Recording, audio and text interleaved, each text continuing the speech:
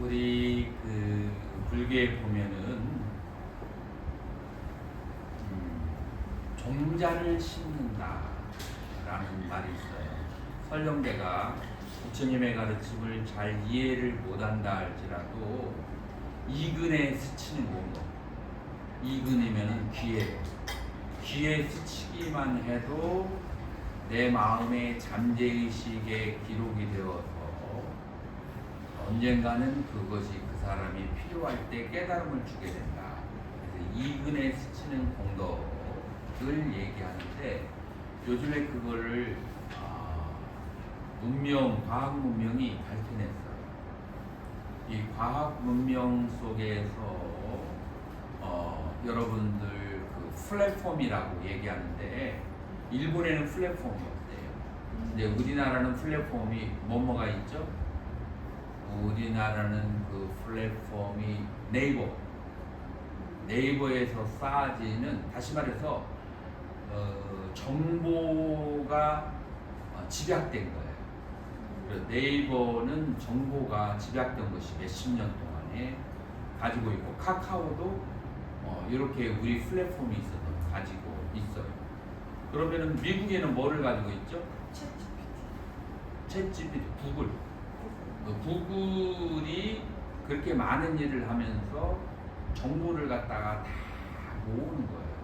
그러면은 정보를 얼마나 많이 모아 놓았는가에 따라서 우리는 그걸 가지고 미래의 가장 큰 산업이 뭐냐면은 AI 산업이란 말이에요. 근데 그 다음에 AI 산업이 뭐하고 연결되죠? 로봇하고 연결되는 게, 이게 지금 우리 이제 문명의 순서고, 그거를 이제 잘한 나라가 전 세계를 리드를 하게 되는 거예요. 근데 그것의 기반에 뭐가 있다고요? 정보를 얼마나 많이 가지고 있느냐에 따라서 AI와 그 다음에 로봇의 그 연결을 시킬 수가 있는 거예요. 자, 그렇다라고 한다면 우리 불교에서의 정보는 뭐가 될까요? 불교에서의 정보는 내가 육군으로 보고 듣는 것. 그래서 사람이 경험을 많이 해라. 그래서 자식에게 유산을 물려주기보다도 경험을 물려줘라. 옛날에 그런 말이 있거든요. 요게 이제 그 AI의 그 정보력하고 이렇게 맞춰보면 똑같은 일이 되는 거예요. 그래서 이제 한 사람이 25살, 30살이 되었는데 경험이 많이, 실패도 많이 하고 그 다음에 여러 가지 어려운 일도 많이 당한 그 경험이 있는 사람은 30살, 40살이 되어서 별로 다른 것에 이렇게 속아 넘어가지 않아요. 그런데 부모가 다 이렇게 돌봐주고 그 다음에 실패도 안 한 사람에게 딱 유산을 물려주면은 이 사람은 순식간에 누구의 손에 싹 빨려들어요. 쉬워요. 이게 무슨 차이냐면은 돈의 의무가 아니고 정보, 경험, 그리고 이 경험에는 뭐가 들어가냐면은 잘한 경험만 들어가면은 별로 도움이 안 돼요. 실패한 경험까지도 경험이에요. 이제 그렇게 본다면은 우리가 인생을 살아가면서 여러 가지 좋은 일, 나쁜 일 일어나는 경험은 전부 다 우리의 자산이야. 그런데 내가 경험한 좋은 일, 나쁜 일뿐만 아니고 나의 가족이 경험한 거, 그다음에 나의 나라가 경험한 거, 그것도 하나의 자산이 되는 거. 여기서 이 경험은 꼭 좋은 것만이 아니에요. 나쁜 경험도 그것이 자산이 되어서 그것이 어디로 향하느냐가 이제 문제예요. 이제 두 가지의 길로 향하게 되는데, 왜 이상한 정보를 입력을 많이 챗GPT에 해놓잖아요. 그럼 답이 아주 이상한 게 나와요. 뻥카가 나오거든요. 요거는 그대로 믿었다가는 큰일 나는 그런 이제 정보예요. 어떤 정보는 아주 유익한 정보가 있어요. 마찬가지로 챗GPT에서 나오는 정보가 유익하고 해로울 수 있는 것처럼 우리 안에 들어간 정보가 어떤 정보는 유익할 때가 있어요. 어떤 정보는 해로울 때가 있어요. 어떤 정보가 해로울까요?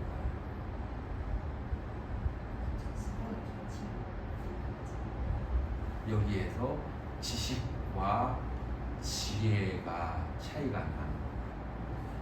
뭐냐면은 정보의 앞뒤에 모순이 보이면 그거를 일단 이렇게 거리를 두고 생각하는 능력은 지혜예요.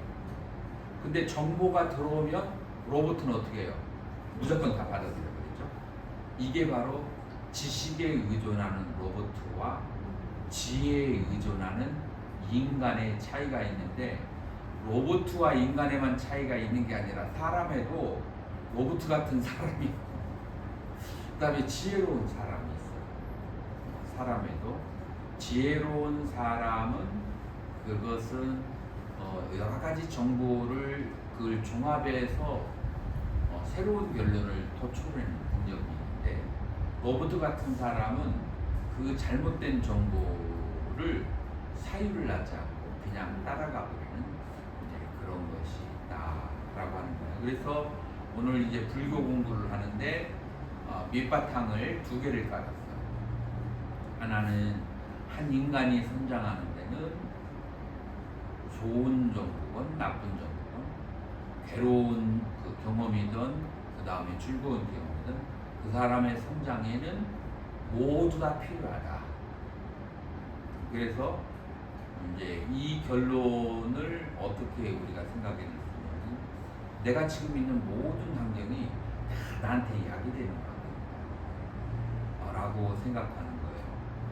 그래서 어떨 때는 집이 빨리 팔리기도 하고, 어떨 때는 집이 늦게 팔리기도 하는데, 빨리 팔리면 빨리 팔려서 그것이 도움이 되고, 늦게 팔리면 늦게 팔려서 도움이 돼. 어떤 사람은 키가 커서 도움이 되고, 어떤 사람은 키가 작아서 도움이 될 수가 있어요. 어제 내가 오는데 에어아시아 타고 불편하지 않았냐고 해서 전혀 나는 불편하지 않았어요. 그 이유가 뭐냐면 키가 작아서.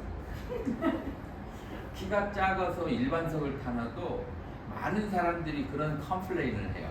뭐냐면 다리를 똑바로 못 펴가지고 불편하다고 그러는데, 나는 기억이 없어. 내 마음껏 다 펴도 불편함이 없더라고요.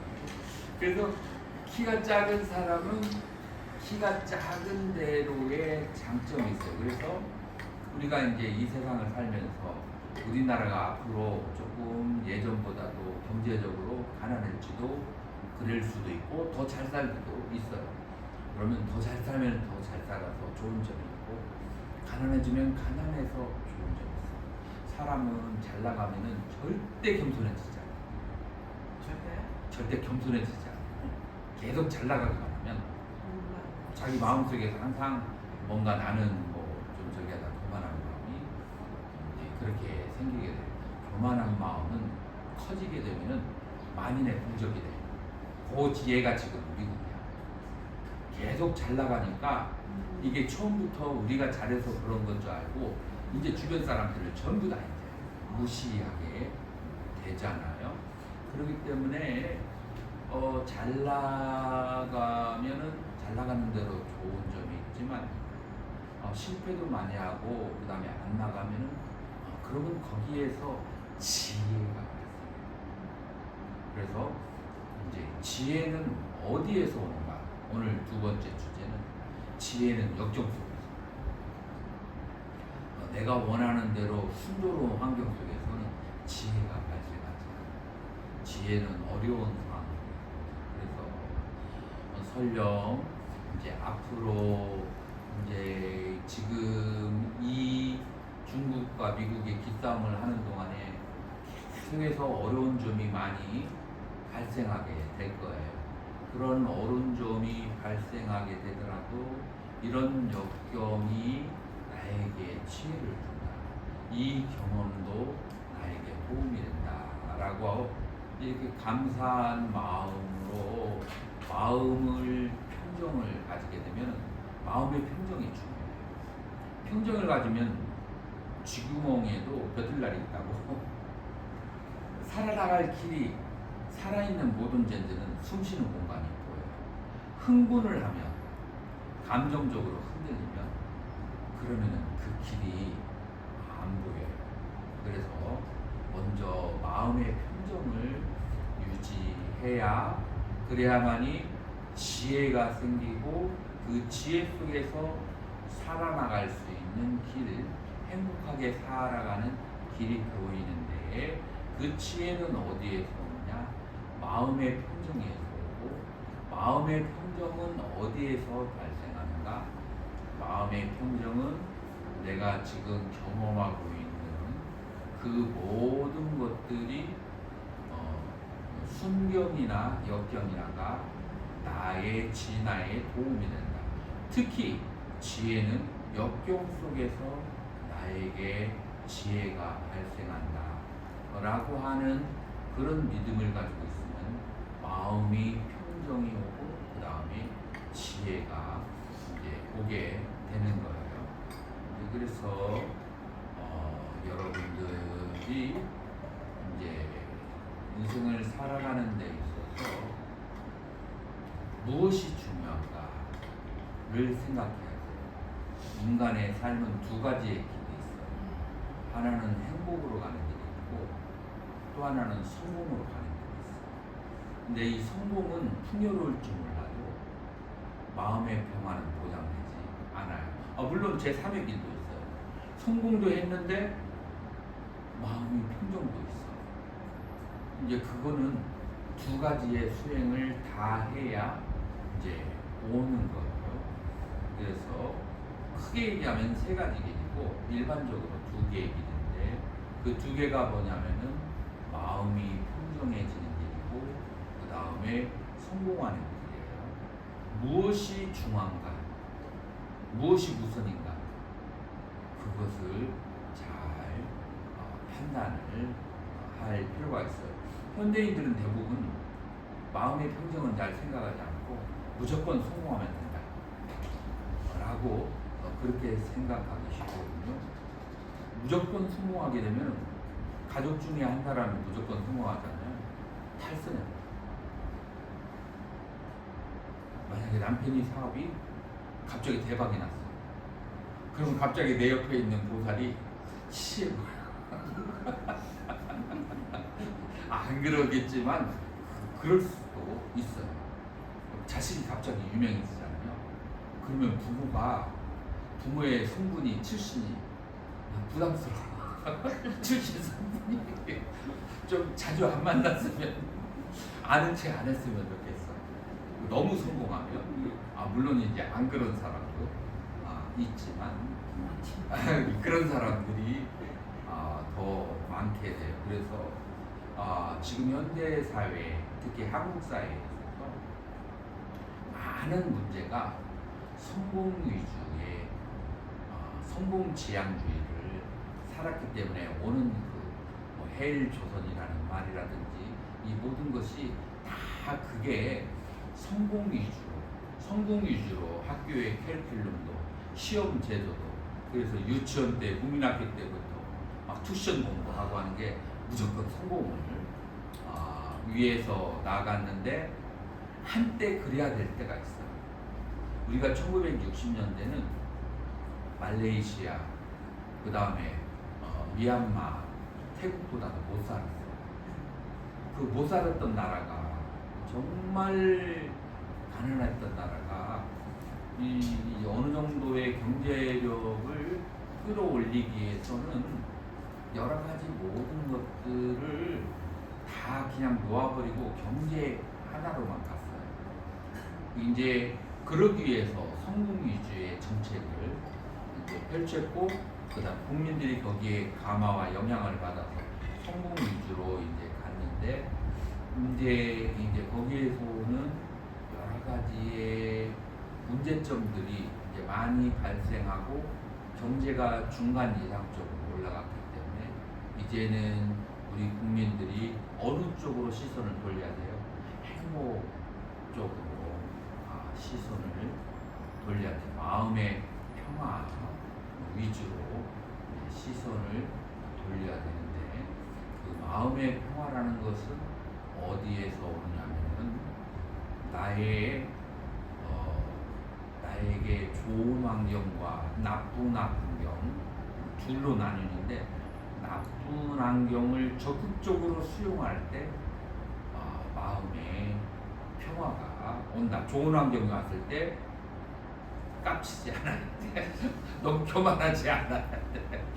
이제 그러면은 어떻게 해야 좋은 환경이 왔을 때 너무 교만하지 않고 나쁜 환경이 왔을 때 그것을 적극적으로 수용을 하는가 하는 것이 이제 마음의 평화를 얻는 데서 가장 중요한 비결이 된다라고 하는 거예요. 예전에 공부한 거 한번 복기를 해봐요. 무엇 때문에 좋은 환경이 오고 무엇 때문에 역경이 온다고 그랬죠? 조건생 조건들. 조건. 무슨 조건 때문에 나에게 성공이 오고 무슨 조건 때문에 나에게 역경이 오는 거죠? 그래서 이제 여기에서 공식이 있어요. 내가 남을 이웃을 도와준 것을 선업이라고 하는데, 선업은 좋은 환경으로 그렇게 오고, 이제 예를 들어서 이제 땅에다가 거름을 주면 우리가 거름을 입에다가 직접 넣어봐요. 영양을 우리가 섭취할 수 있나요? 오히려 배탈 나고 문제가 생기거든요. 그 거름을 어디다가 줘요? 땅에다가 주면은 식물이 그것을 흡수하고 그 흡수한 식물을 우리가 먹잖아요. 계속해서 트랜스를 하는 거예요. 계속해서 바꿔서 주고받으면서 돌아오는 거거든요. 여러분들 열대지방에 가면은 과일들이 달을까요? 아니면 밋밋할까요? 왜 달죠? 태양이 그 식물에게 강하게 전달되면 그거를 당분으로 전환하고 그 당분을 우리가 먹는 거예요. 만약에 우리가 직접 태양에 빛을 가지고 당분을 만들려고 하면은 당분 만들기 전에 먼저 죽고 말죠. 일사병 걸려가지고. 자, 그래서 우리는 돌려서 주고받고 하는 것이 인생이에요. 그래서 우리가 만약에 복을 받으려면은 남에게 베푸는 선행이 거기다가 다른 사람들에게, 생명들에게 그렇게 심어지면은 그것의 열마가 복으로 오는 것이고, 만약에 역경을 그렇게 원하신다면 남들에게 무관심하고 자기 중심적이고 그리고 남들이 필요할 때 전혀 도와주지 않고, 더군다나 한 걸음 더 나가가지고 남들을 가슴 아프게 하고 해치는 삶을 살게 되면은, 그럼 가만히 한번 살펴보세요. 역경이 그대로 와, 몇 년 사이에. 네. 그래서 이렇게 열매를, 이쪽에 열매를 심으면 이쪽에 그 씨앗을 심으면 이쪽에 열매가 오고, 이쪽에 씨앗을 심으면 이쪽에 열매가 온다. 그래서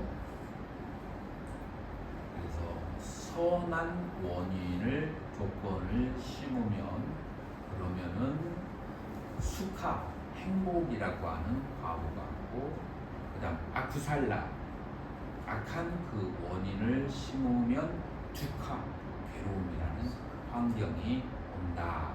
그래서 이런 이제 법칙을 누가 발견하셨어요? 부처님께서 발견하셨어요. 부처님은 어떻게 발견하셨을까요? 부처님은 사선이라고 하는 선정력으로, 그래가지고 이 사선의 선정의 상태에서 나와 중생들의 전생 그리고 전정생을 이제 이 따라가서 연령탱이라고 하는 게 아니고 그걸 back to the past, back to the past, 과거로 돌아가가지고 그래가지고 전종생을 보는 거야. 전생에는 잘 살았어. 전전생에는 못 살았어. 근데 이때 못 살았는데 이때는 왜 잘 살았지?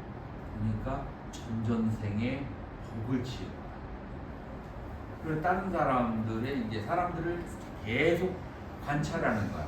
영국이 뭐로 유명한지 알아요? 경험론.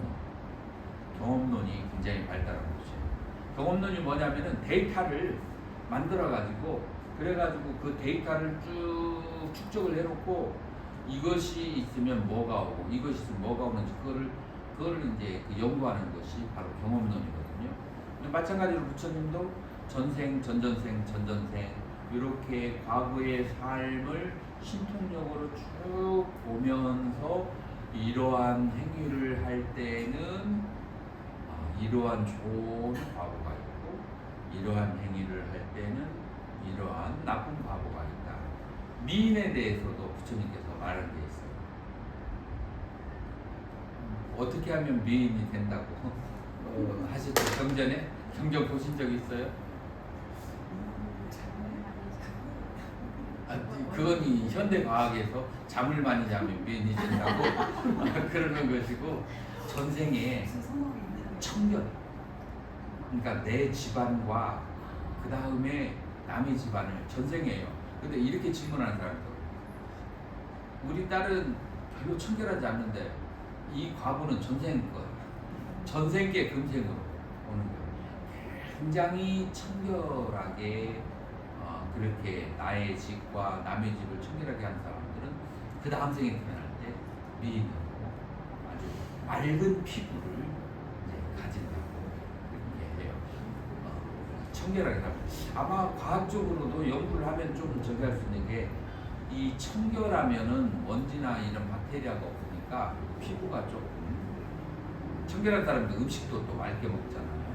네, 그런 것이 있죠. 그래서 우리는 이제 어디로 한 단계 더 나가야 되냐면은 마음의 평화를 얻기 위해서는 우리는 인과에 대한 믿음을 가져야 되는데 인과에 대한 믿음이 선인성과고 악인악과예요. 그래서 내가 여러 가지 남들에게 어렵게 불편하게 한 것들의 과보가 나에게 왔을 때 좋지 않은 환경입니다. 다시 말해서 좋지 않은 환경은 나의 그 빚진 그것을 탕감하고 그것을 소멸하는. 그래서 여기에 또 어떤 법칙이 있냐면은 만약에 10개의 선행을 했으면은 10개의 꽃감을 따먹으면 끝나는 거야. 여기서 더 이상 내가 선행을 10개를 했는데 내가 행복을 10개를 누렸어. 근데 이게 계속 남아있거나 원본이 그대로 남아있거나 그런 게 없어. 그게 이제 바뀌면은 거기서 끝나. 그렇기 때문에 뭐냐면은 내가 그 괴로운 환경도 내가 그 괴로운 환경을 감내하면은 내가 과거에 졌던 여러 가지 악업이 끝나는 거예요. 끝나는 것이기 때문에 그렇기 때문에 우리는 선인성과 악인악과라고 하는 그런 이제 인과에 대한 믿음을 통해서도 우리는 그 현실에 대해서 좀 더 적극적으로 대처해 나갈 수가 있다라고 하는 거예요. 자, 그러면 이것은 무슨 법칙이에요? 마음이 평화로워지는 그런 법칙이에요. 그러면 마음이 평화롭지만 그 다음에 고개를 옆으로 돌려서 좀 잘 살면 좋잖아요. 그러면은 이제 성공을 하는, 잘 사는 그런 이제 법칙을 우리가 따라야 되는데 부처님께서 말씀을 하셨을까요? 안 하셨을까요? 하셨어요. 뭐라고 말씀하셨죠? 예전에 다 공부했는데 그 전에 제일 첫 번째 서원, 서원이 있어요. 자기가 바라는 마음이 있어요. 예전에 이제 우리가 사리불과 목련 존자가 상수, 제일 부처님의 제자 중에서 위대한 제자라고 하잖아요. 그런데 제일 먼저 깨달음을 얻은 사람들은 다른 사람이 있었어요. 부처님이 수행할 때 같이 이렇게 동반했던 오비구들이 있잖아요. 이 사람들이 군번으로는 제일 높아. 제일 먼저 5명이 아라한이 됐어.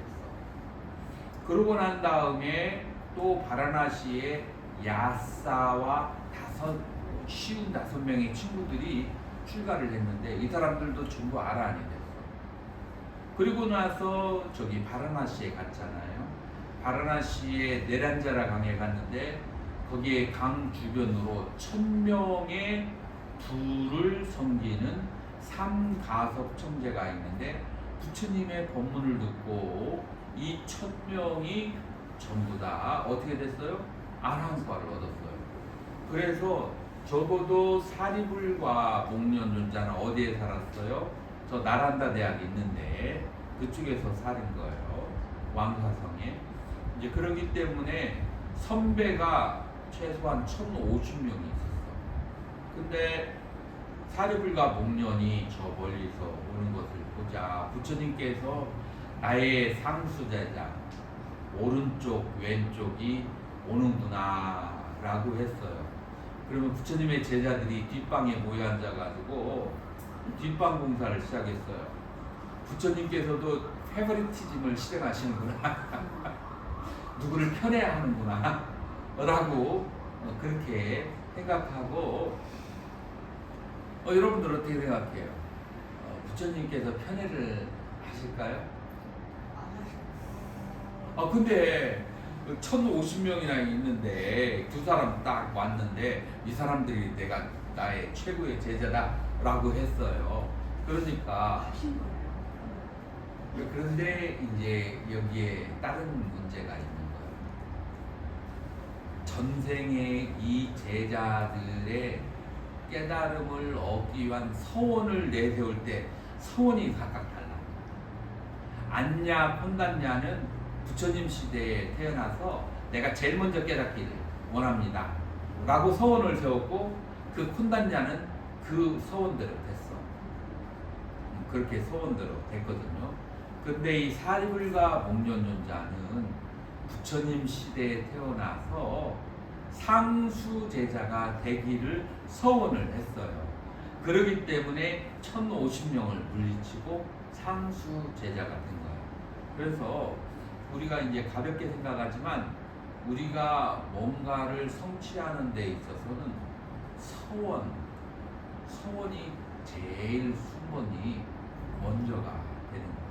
그래서 성공을 할 때는 성공의 법칙에는 서원이 가장 중요하다. 어떤 서원? 그러니까 깨달음을 그 사람마다 서원이 각각 다르지. 내가 원하는 게 각각 다르잖아. 깨달음일 수도 있고 가정의 평화일 수도 있고 아니면은 내 자식이 높은 자리에 올라가기를 바랄 수도 있고. 다 다를 수 있나요? 사람마다 다 다르지 않나요? 답이 있는 거 아니에요? 답이 있는 게 아니라 사람마다 원하는 게 시시각각 다 달라요. 아니 어떤 사람은 두리안을 좋아하고 어떤 사람은 두리안을 싫어하는데 거기에 답을 우리가 내릴 수가 없죠. 욕심일 수도 있잖아요. 서원을 그러면 이제 여기서 욕심과 서원의 차이가 있는데 바란다는 측면에서는 다 욕심이에요. 그런데 서원은 욕심이 아니에요. 어떤 차이가 있냐면은 욕심은 남이야 어떻게 되든 나만 잘 되면 된다라는 것이 욕심이고 내가 바라는 것이 다른 사람에게 피해를 끼치지 않거나 아니면 다른 사람들에게도 덕이 될 수 있는 것들 그런 것들은 서원이라고 하는 거예요. 그래서 사람이 살면서 바라는 것이 해마다 다를 수가 있고 아니면 10년을 목표로 해서 다를 수가 있고 이제 각각 이제 다른 것이 있죠. 이제 그래서 소문이 없는 응? 소원을 세울 수도 있잖아요. 소문이 없는. 예를 들어서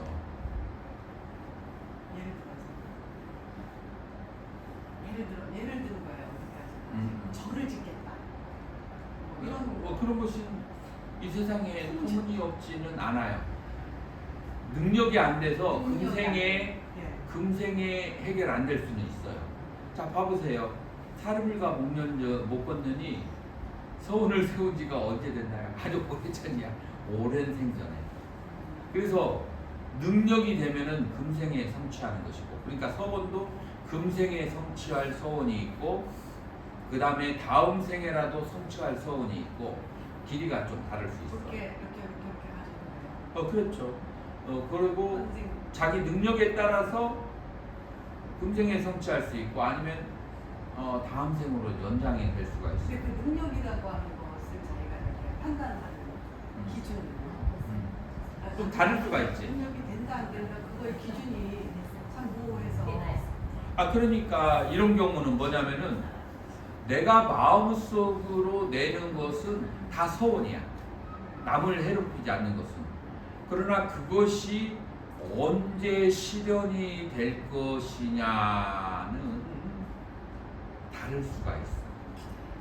그것이 금생에 될 수 있고 다음 생에 될 수 있고 금생에 빨리 될 수 있고 느리게 될 수도 있는데, 만약에 그 사람이 마음이 금생에 10년 안에 이걸 하고 싶다 라고 서원을 세울 때는 그 사람이 다른 것을 포기하고 그쪽을 향해서 전력 질주하는 거죠. 저절로 되나요? 그렇게?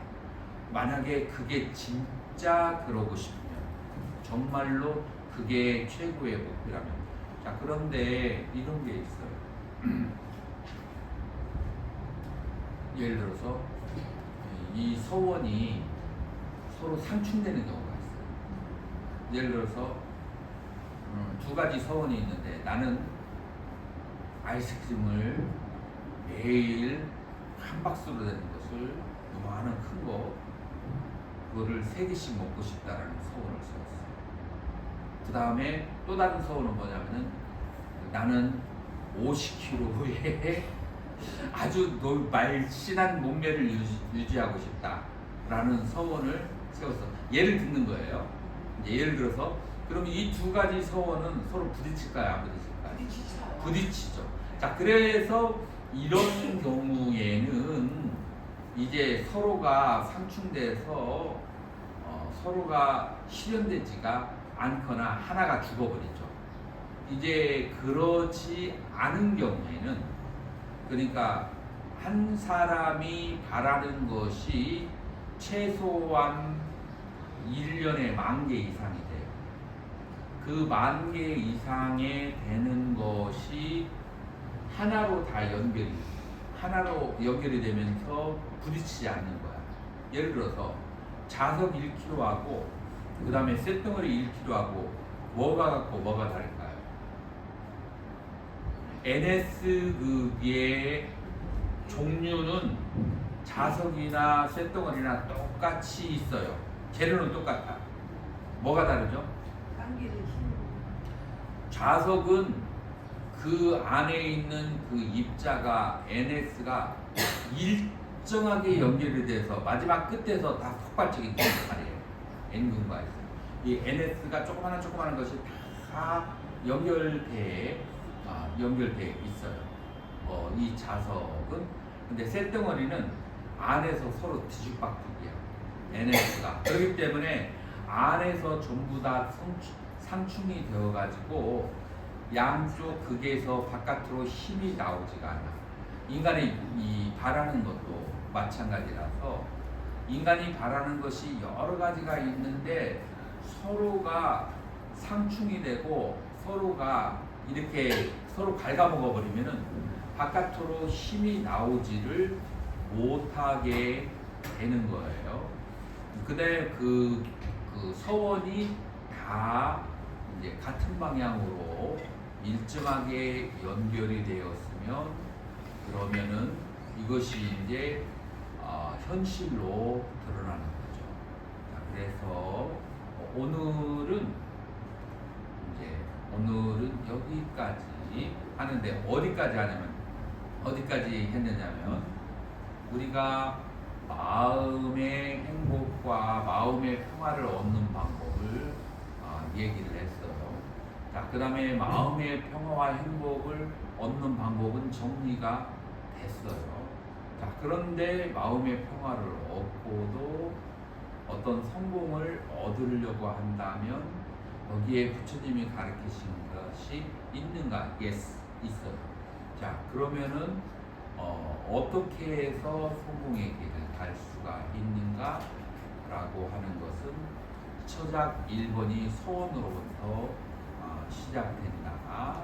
그 다음에 나머지는 내일 하도록 하겠습니다.